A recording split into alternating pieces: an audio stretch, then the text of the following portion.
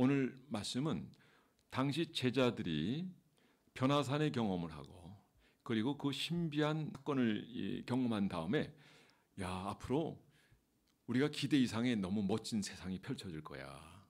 이스라엘도 회복될 거고 그러다 보니까 누가 높은 자리에 차지할 것인가 그걸 생각하고 서로 좀 잘난 척을 한 거죠. 누가 더 크냐라는 경쟁을 하는 그런 가운데 있을 때 주님께서 이 말씀을 주셨다는 거죠. 자, 마태복음 18장이라든지 또 마가복음 9장에 보면 서로 이렇게 싸우는 경쟁하는 그런 모습을 볼 수가 있는데 우리 교회는요 그런 일도 없지만은 앞으로도 그런 일이 있다고 한다면 오늘 이런 말씀을 통해서 하나님 백성들이 어떻게 살아야 될지를 우리가 바로 알고 바로 하나님 앞에 세워져서 이 시대에 정말 멋진 그리스도인으로서 덕을 세우는 여러분 되기를 주의 이름으로 축원합니다.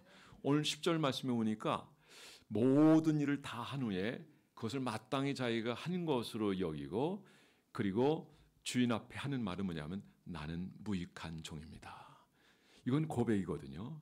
충성한 다음에 충성한 것에 대한 칭찬을 듣는 게 아니라 나는 무익한 종입니다. 그래서 오늘 제목은 나는 무익한 종입니다라는 제목으로 함께 은혜 나누기 원합니다. 자, 무익한 종이라고 고백하기 이전의 제자들의 모습이 어떤가를 한번 보시죠. 그들의 삶은 주님이 보실 때도 책망받을 만했어요. 그래서 죽은 믿음에 대해서 먼저 말씀드립니다. 야고보 기자는 행함이 없는 믿음은 죽은 믿음이다 그랬어요.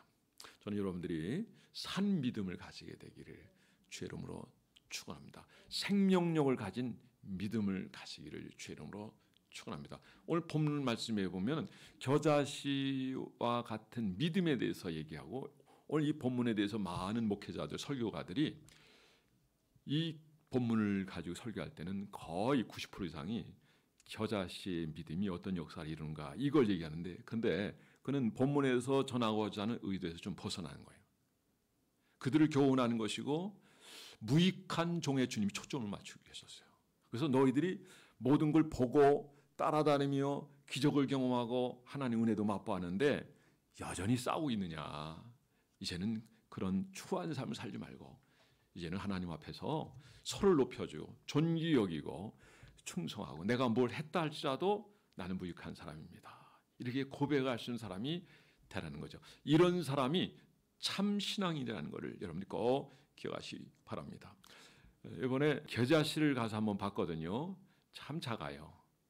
너무 작은데 그러나 그 겨자씨가 심겨지면요 굉장히 큰 나무를 이루게 돼요. 그러면 새들이 깃들게 되고 또 거기서 생활까지 하는데 이거는 하나님 나라가 어떤가 하는 걸 보고 우리가 믿음 생활이 하나님 앞에서 건강하고 또 주님이 의도하는 바를 알아서 바르게 성장하고 살아가면 모든 삶에서 이와 같이 풍성해지며 그리고 확장된다는 걸 보여주는 의미이죠.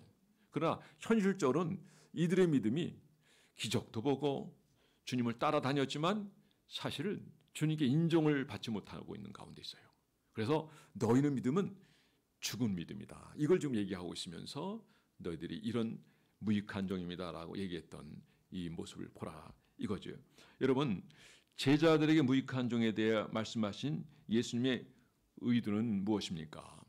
잘난 척을 하니까 서로 높아지려고 하니까 주님이 이 말씀을 하신 거거든요. 여러분 지금 우리 자녀가 열심히 일을 하고 노동을 하고 그리고 집에 돌아온 시간이 오후 한 6시쯤 된다 이거예요. 그러면 어머니는 음식을 잘 만들어요. 고기도 구워놓고 또 반찬도 이렇게 맛있게 무쳐놔요. 그리고 아이가 들어오면 야 목욕하고 내가 식탁을 준비했으니까 밥을 맛있게 먹자. 먹은 다음에도 이제 어머니서 아이에게 해줄 수 있는 건 다 해준단 말이죠. 과거 노예 제도가 있을 때는 이건 상상할 수 없는 얘기예요. 노예에게 주인이 시킨 일에 대해서 주인이 시키지 않은 일에도 일상적으로 하는 일에 대해서 다 한 다음에 내가 이런 일을 했으니까 이런 대접을 해 주십시오라고 말을 하지 않는다는 거죠.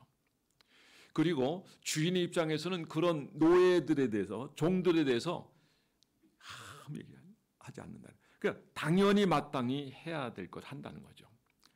마찬가지로 하나님의 종들은, 하나님 일꾼들은 마땅히 하나님 나라에서 마땅히 주의 의들을 따라서 주님이 우리에게 분부한 일을 잘 감당하면 되는 거지 누구에게 그거 기대하지 말라 이거죠. 그리고 오늘 여기 얘기한 것처럼 나는 무익한 종입니다. 본인 스스로 할 때는 그렇게 얘기하지만 그러나 주님이 보실 때는 이런 입장의 사람을 보면은 야, 참 충성스러운 일꾼이구나. 참 충성스러운 일꾼이구나. 라는 얘기를 하지 않겠어요?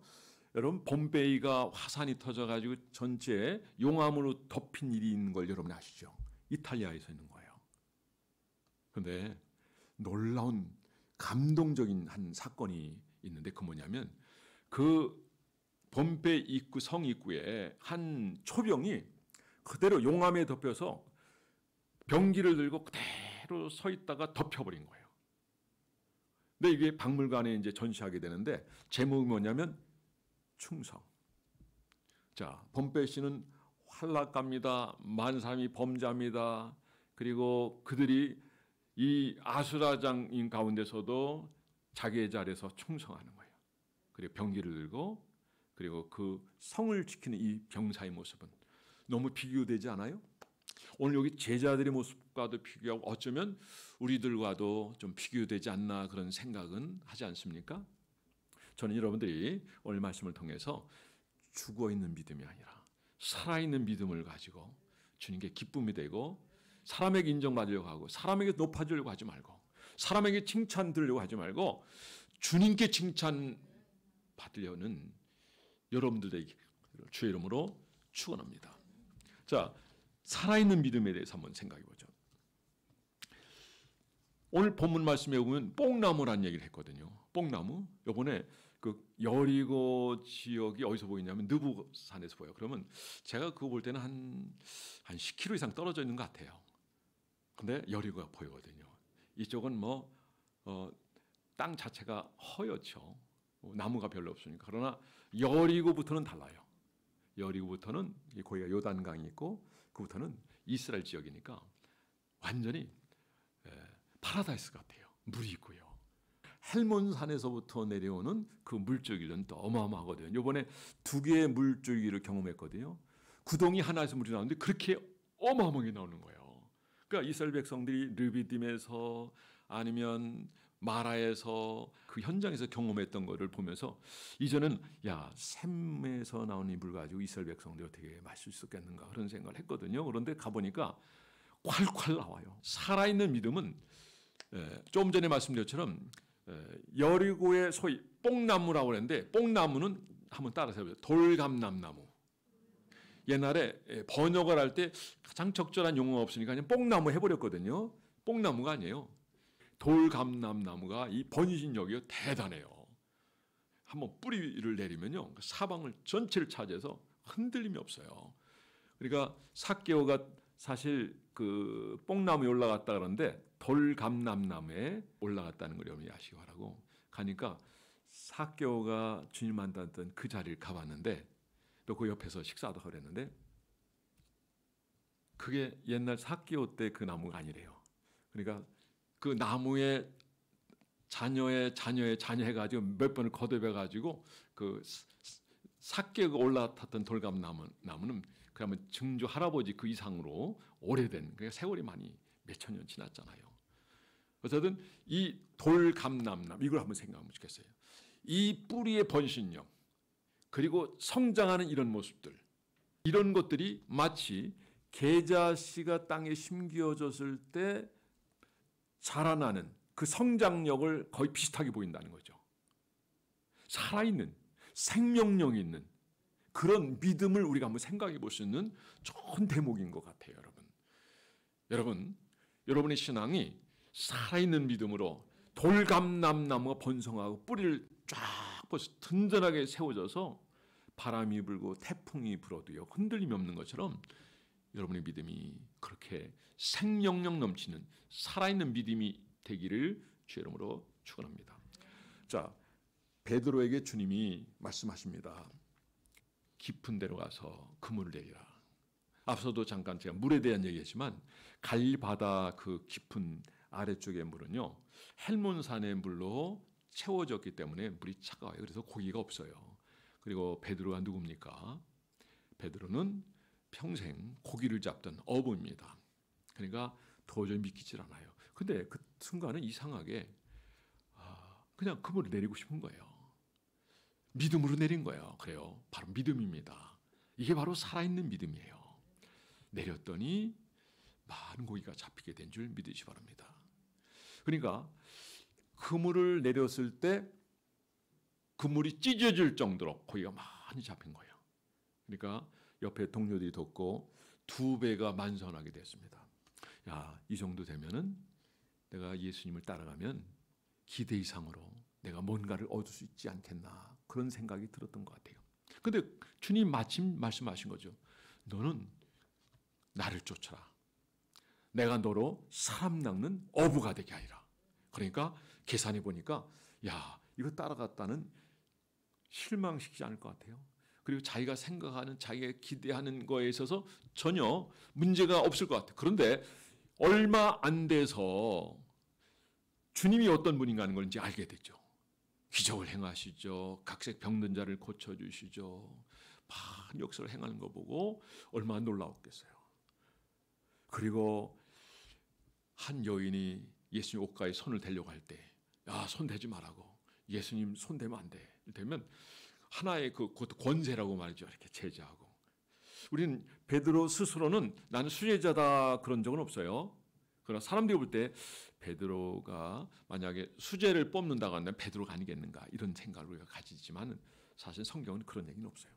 수제자처럼 보였을 뿐이고 또 주님도 그렇게 여기지 않았는가라는 판단을 우리가 할 수 있지만 그건 아직은 아니에요. 그런데 머지않아서 주님이 결국 고소를 당하게 되고 이제 끌려가게 되고 결국 고문을 당하는 상황이 됐어요. 가야바 법정에서 묶이고 채찍을 맞는 자리하고 베드로가 그 계집종 앞에서 예수님을 부인했던 적이 있는데 거리가 얼마 안 떨어져요. 바로 그 건물 바로 위에요. 그리고 그 밑이 가야바 법정이고요. 그리고 예수님을 좌우측에 묶고 채찍으로 내친 자국의 바로 그 아래쪽에 있는 걸 확인했고 그 바로 앞에 예수님을 감금했던 자리까지 이번에 보고 온 적이 있습니다. 여러분, 베드로는 어떤 사람입니까? 처음에는 사실 죽어있는 믿음이었어요. 주님이 불러서 따라갔지만 그러나 아직 인정받기는 그랬던 믿음이에요. 소녀 앞에서도 주님 부인했던, 마지막에는 저주까지 했던 사람이었어요. 근데 이 베드로가 언제 달라집니까? 오순절 성령의 역사를 통해서 그가 살아있는 믿음을 가지고 그가 하나님을 합당합니다. 공회 앞에서 다시는 예수의 복음을 전하지 말라 했을 때 그가 그들의 말을 두려워하지 않고 나는 이 복음을 전하겠노라. 그 목숨 걸고 복음을 전하는 이 모습을 우리가 보게 되는데 어떻게 이것이 가능합니까?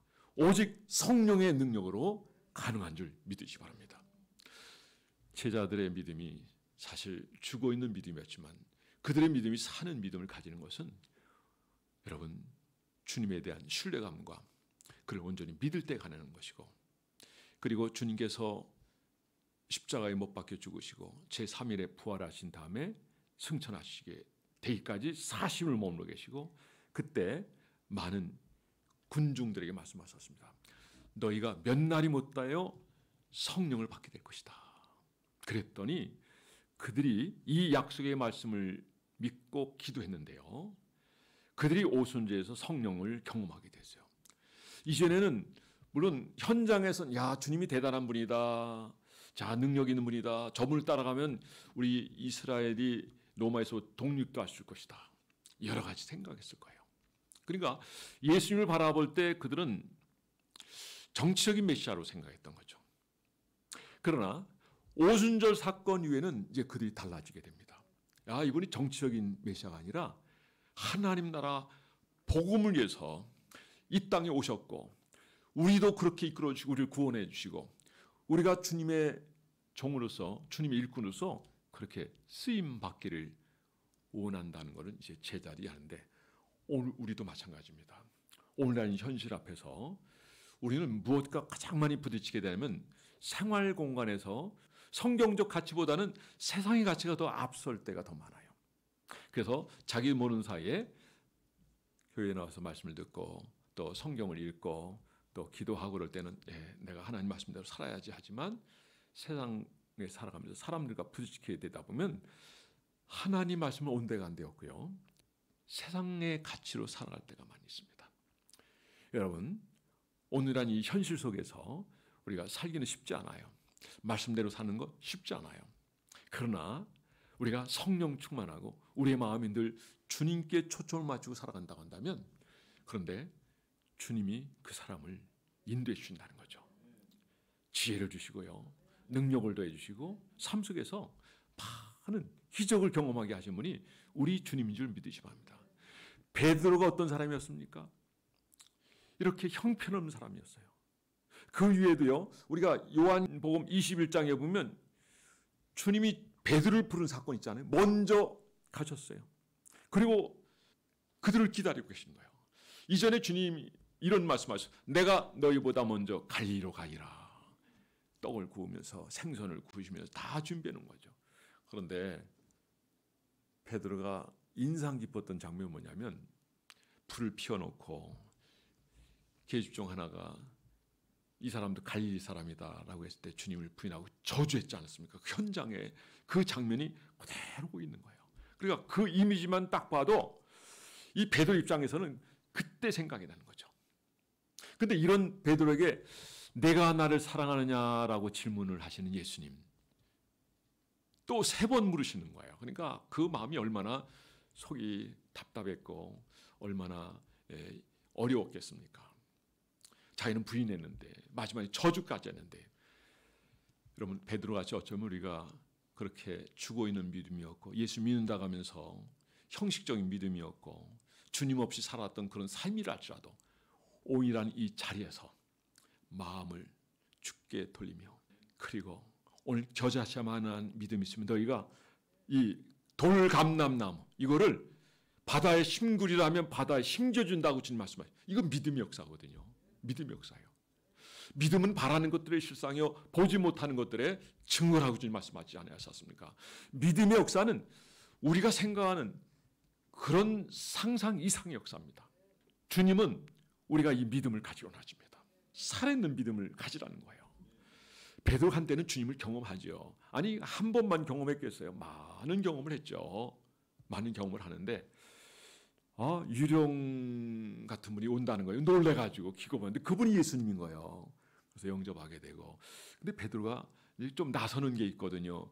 저도 물을 걷기로 합니다. 얘기해요. 그래, 걸어라. 걸었단 말이에요. 여러분 잘 아시는 것처럼 주님만 바라보면 끝까지 잘 걸었을 겁니다.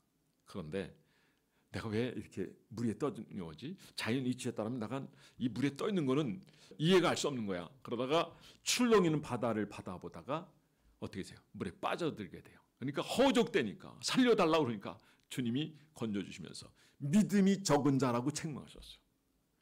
저는 여러분들이 믿음이 적은 자라고 책망 듣는 여러분이 아니라 믿음이 살아있어서 하나님의 위대한 역사를 이루는 여러분 되기를 주의 이름으로 축원합니다. 오늘 본문에 나오는 나는 무익한 종입니다. 자기 할 바를 다 하는 거예요. 사명을 감당하는 거예요. 주님의 뜻을 알고 분부를 따르고 오늘 이 시대에 정말 귀하고 멋지게 쓰임받았음에도 불구하고 그 대가를 사람들에게 요구하지 않냐고. 혹 누가 나에게 그런 칭찬한다든가 아니면 당신은 이렇게 높여준다고 할지라도 나는 무익한 사람입니다. 한번 따라해 보겠습니다. 나는 무익한 사람입니다. 오늘 하나님이 오늘 이 말씀을 통해서 우리가 무익한 사람이라 고백할 수 있는 여러분도 되기를 원합니다. 사랑하는 성도 여러분, 우리는 하나님으로부터 받은 은혜와 은사가 너무 큽니다. 우리가 위대한 인물이라서 하나님이 우리를 세워주신 게 아니에요. 부족하지만 우리를 사랑해 주셨어요. 어쩌면 조건 없이 선택해 준 것 같아요. 돌아보면 나같이 부족한 사람을 선택하시다니, 나같이 형편없는 사람을 선택하시다니. 때로 우리가 야곱보다 우리가 좀 낫지 않나 그런 생각을 하지만 맞는 것 같기도 하지만 사실 돌아보면 그래도 야곱은 축복을 사묘하고요. 이 축복의 자리에선 이 손을 놓지 않았잖아요. 근데 우리는 너무 타협을 많이 하잖아요. 예배보다는 그냥 편한 길 따라가고 사람 만나는 거 따라가고 주에도 아무거나 약속하고요. 그리고 제가 일주일에 설교를 몇 번 하나 했더니 36번 하더라고요. 그 36번 하는 것 중에 주일만 드린 거니까 4번 들어요. 오후 예배도 안 드려요. 그런 분들이 있어요. 그렇게 하는 분들이 이 신앙의 이 명맥을 이어갈 수 있을까요? 초대교인들은 어떤 삶을 살았습니까? 날마다 모였어요. 그것도 아침 일찍 모였어요. 새벽을 깨웠습니다. 그리고 사도의 가르침을 받고 떡을 떼고 예배드리며 기도하기를 전무했고요. 또 영혼군에서 흩어져서 하나님의 복음을 전한 자들이 그들이었어요.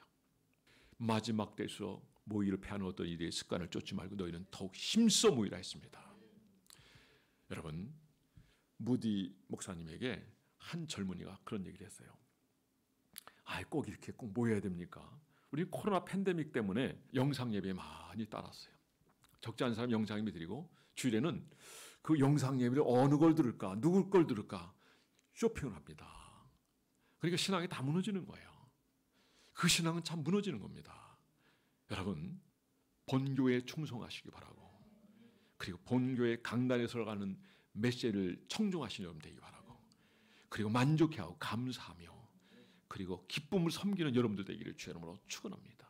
자, 이 청년이 얘기할 때 아무 말 하지 않냐고 활활 다. 옛날에는 뭐 이렇게 난방 기술 별로 없으니까 보통 야외에서 집회를 많이 하니까 활활 타는 장작개비 하나를 딱 잘 타는 거예요. 뚝 떼서 하나만 딱 놨어요. 어떻게 됐을까요? 상상이 되십니까? 조금 있다 사그러들고 다 꺼져 버렸어요. 우리 혼자 예배드리고 영상 예배드리고 나 혼자 성경 읽고 예배 성공할 것 같아도, 이 믿음 지킬 것 같아도요, 시간이 지남에 따라 우리의 마음에는 하나님을 섬기는 그 마음보다는 세상적 가치로 많이 무장되어 있고 세상의 소리가 더 달콤하게 들리기 때문에, 그리고 우리 시각이라는 것은 아름답고 화려한 것, 그리고 미적 감각을 많이 따라가게 되어 있어요. 물론 성경이 아름답지 않다는 얘기 아니에요. 그러나 이런 세상적인 문화 그 가치는 우리를 범죄의 자리로 나가게 한다는 거죠. 여러분, 우리가 하나님을 만날 수 없는 것은 우리가 세상의 가치로 살아갈 때입니다. 성경의 가치로 살아야 돼요. 질서를 따릅니다. 그러나 세상의 가치는 질서를 파괴합니다. 요즘 그 인권법이라는 거 한번 나오세요. 보셨어요? 요즘 많이 나오는데 아이들이 학교에서 공부해도요. 물론 공부 시간에 거의 잠자고 있고요. 여기도 교사들 있지만은 아이들이 큰 잘못해도요. 그 책망하면 안 됩니다. 매들으면 안 돼요. 그럼 아이들이 선생님을 고발해요. 그리고 아이가 어떻게 하다가 임신을 했어요. 그거 얘기하면 안 돼요. 그거 얘기했다가는 이거 큰일 납니다. 그것도 인권이라고. 우리가 도저히 상상할 수 없는 법안들이 다 있거든요. 우리가 그걸 찬성하더라도 그걸 보고 찬성하면 좋겠어요. 지금까지 내렸던 이 전통, 좋은 이런 윤리라든가 이런 걸 다 무너뜨리는 거예요. 물론 어떤 교는 그런 좋다고 생각하는 그 윤리 때문에 우리가 신앙생활을 잘 못하게 하는 부분도 있지만, 그래서 분별력이 필요하고요. 그리고 우리가 이 시대를 바로 볼 줄 알아서 하나님이 원하시는 그 은혜와 그 역사가 뭔가를 우리가 분명히 알아서 진리로 살아가는 여러분 되기 바랍니다. 세상은 죄악을 범하며 그 길로 꾸준히 왔고 마지막에는 인간이 상상할 수 없는 자리까지 갔어요.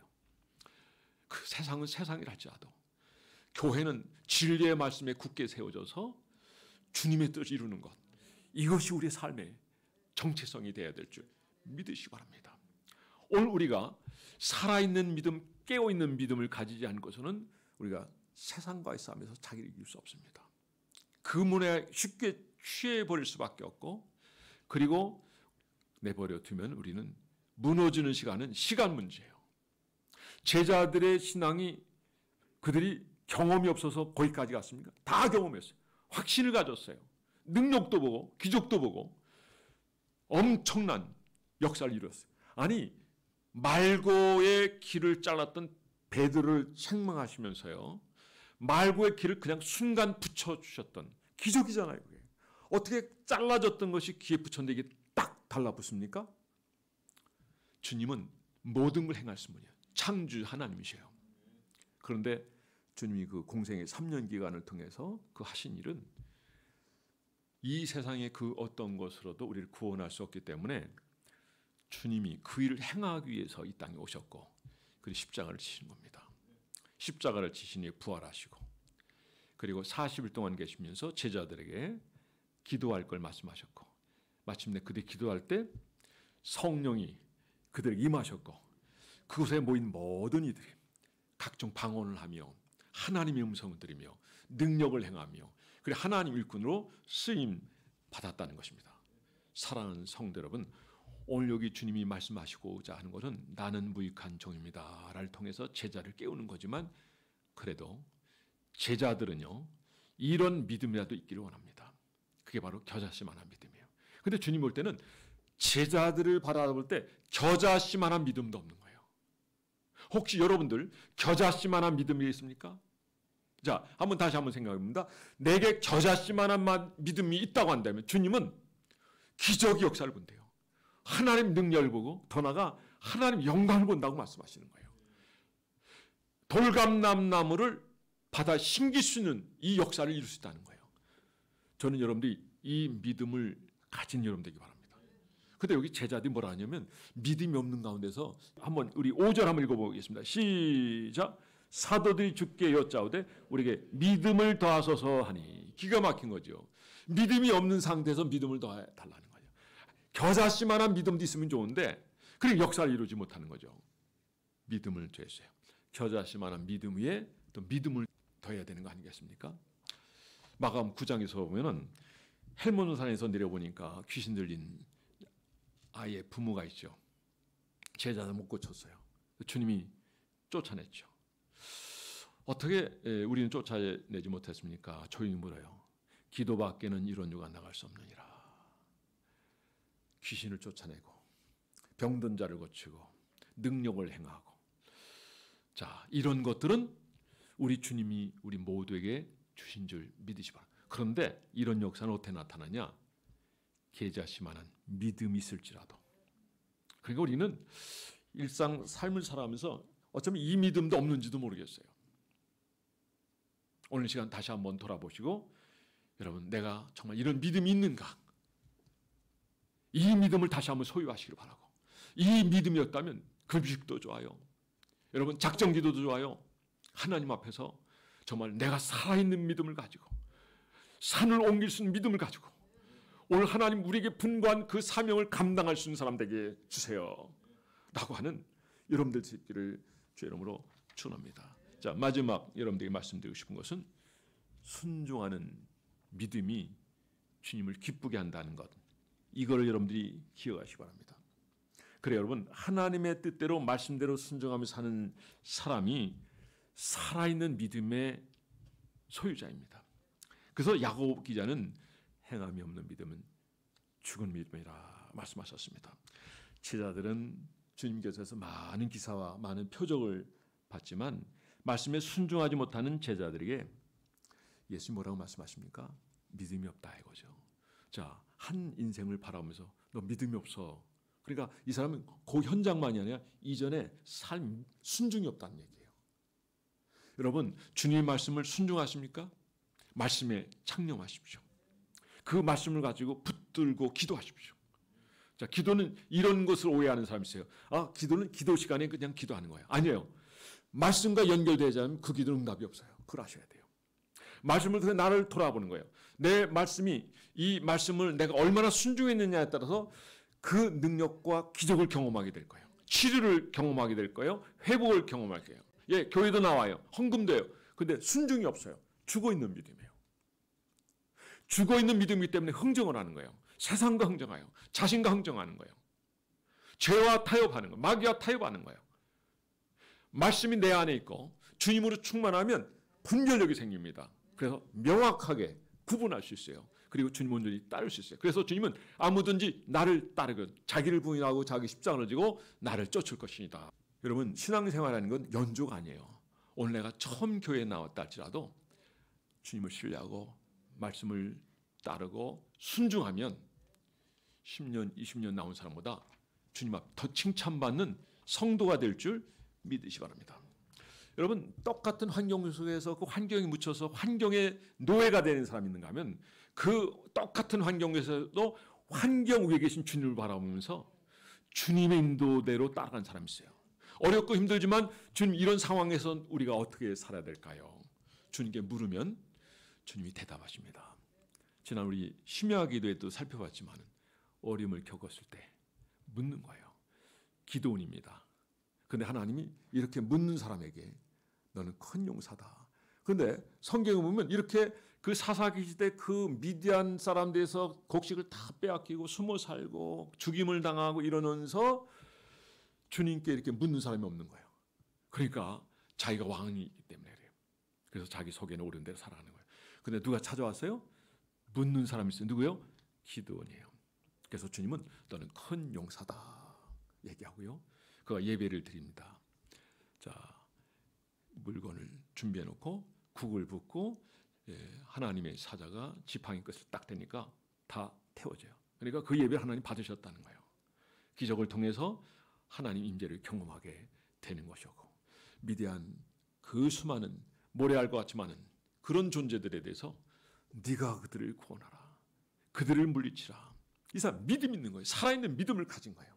그러니까 하나님이 명령을 떨을 때 그대로 순종하는 자가 기드온이었고, 기드온은 결국 한 사람이 시작했지만은 결국 하나님이 위대한 역사를 이루는 축복의 주인공이 된 줄 믿으시기 바랍니다. 우리가 지난 코로나 팬데믹으로 인해서 영상 예배 드리는 사람이 많이 있었어요. 보통 교회가 보니까 3분의 1, 3분의 2가 교회를 떠났어요. 이제 교회 안 나온 사람들에서 이런 얘기를 하는 걸 제가 들었어요.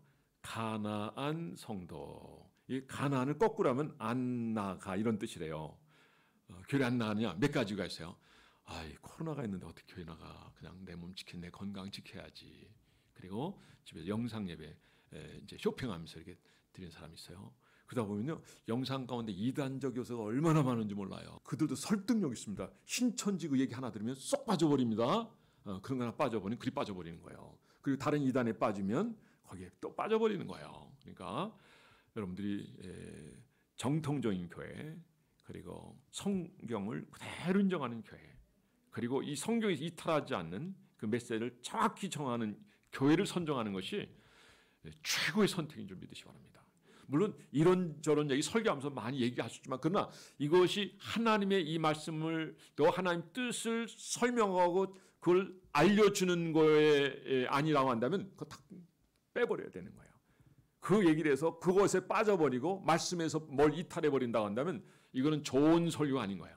어쨌든 한편의 설교를 통해서 여러분들이 오늘 이 설교를 듣고 나는 무익한 종입니다. 그러니까 이전에 어떤 삶을 살았어요? 내가 주를 위해서 그동안 충성했고, 내가 명예를 따라가지 않고 물질을 따라가지 않냐고 그냥 순종하는 것을 최고로 여기고, 이 보상, 이 상금은 장차 주님 나라 가서 받을 것이다 라는 이 마음을 가지고 여러분 섬긴다고 한다면, 그리고 나는 무익한 종입니다 라고 했다면, 여러분은 주님이 인정하시는 최고의 하나님의 사람인 줄 믿으시기 바랍니다.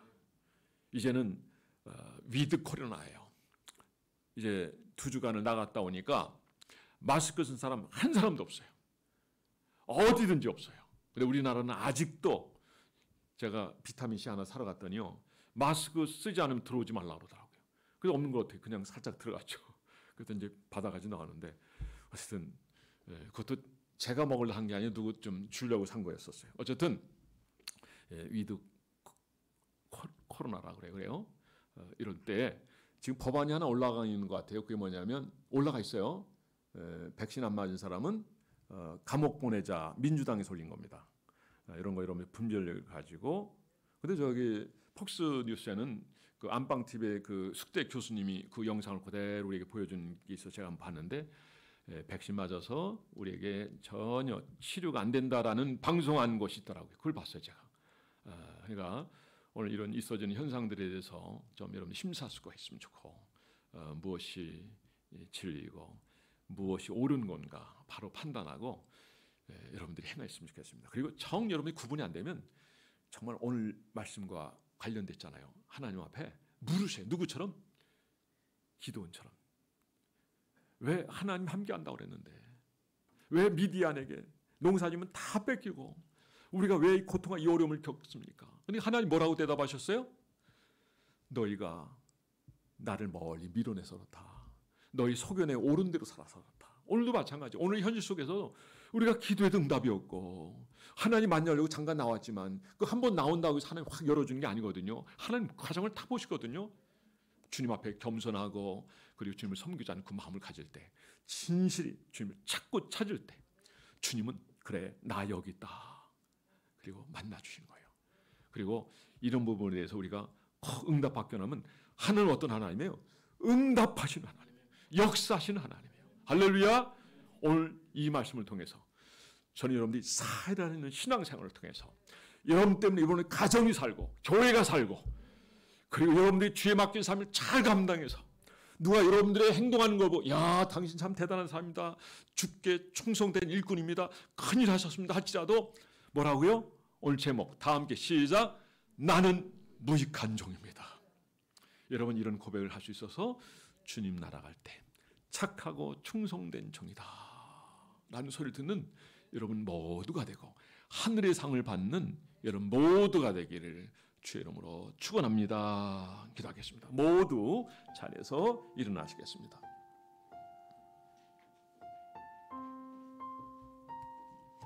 그래요 여러분, 살아있는 믿음의 소유자는 어떤 환경에도 흔들리지 않고 주님의 무익한 종이 되어 주님께 충성하는 사람입니다. 여러분 코로나 팬데믹 속에서 그랬듯이 앞으로도 주님의 무익한 종이 되어 주님께 충성스러운 일꾼으로 살아가게 해달라고 기도하시기 바랍니다. 그리고 우리가 해결할 수 없는 것들 누가 뭐라고 할 게 없어요. 그냥 하나님께 물으세요. 우리가 하나님 앞에 깨우시면 하나님이 다 만나주시고요. 감동 주시고 직접 말씀도 합니다. 그런데 귀로 들리는 게 아니라 마음의 음성으로 들려주십니다. 저는 여러분들 오늘 이 시간 기도함으로 정말 이런 고백을 하신 사람 되고 충성한 일꾼 되게 해서 금년 한 해 정말 주님께 영광 돌리는 무익한 종이 되게 해달라고 기도해요. 주여 한번 부르다 시작. 믿음은 바라는 것들이 실상이요 보지 못하는 것에 증거라 하였습니다. 많은 기적을 보면 뭐합니까? 내가 믿음이 없는데 정말 믿음 있는 사람은 말씀을 따르는 사람입니다. 주님께 기도원처럼 묻기 시작하고 그리고 하나님의 마음에 합한 자입니다. 하나님의 뜻을 헤아려 알게 하시고 오늘 시대에 주님이 부르셨을 때 그 부르심에 응답하며 주님의 뜻을 이루어드리는 저들 되고 그리고 다 행한 후에 충성하는 후에 나는 무익한 종입니다 라고 고백하시는 저희들 되어서 하늘의 상을 잃지 않게 하여 주옵소서. 감사드리며 예수 이름으로 기도드려 사옵나이다.